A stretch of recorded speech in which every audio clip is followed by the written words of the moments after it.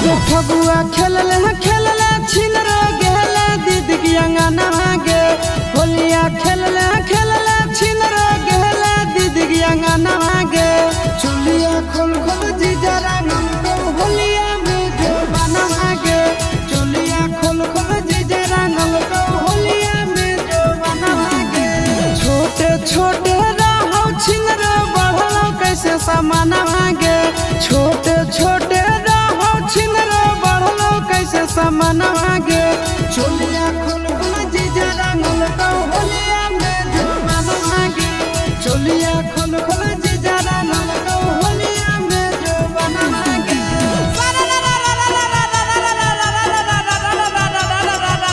हो जगदीश सारा हो तो बियाह जइबी ससुर हो तो बियाह जइबी ससुर दे देले पहले किले तो भतार बोला होय रे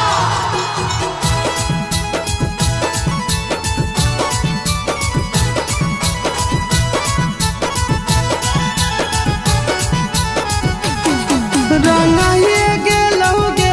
छिनरो भीतर के खजानावा नसाइए गेलौ गे छिनरो सैया के समानावा रंगाइए गेलौ गे छिनरो भीतर के खजानावा नसाइए गेलौ गे छिनरो सैया के समानावा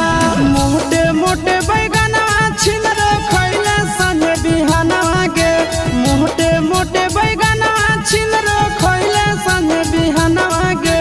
चुलिया खोल खोल जीजा रंगल को होलिया में जो बनवा गे चुलिया खोल खोल जीजा रंगल को होलिया में जो बनवा गे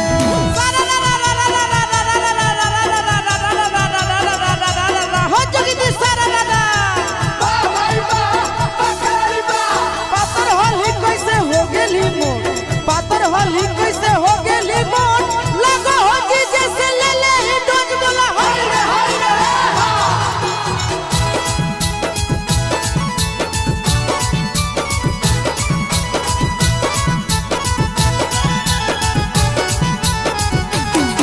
छुआइए दिल कहू गे छिनरो जीजा पीछा करिया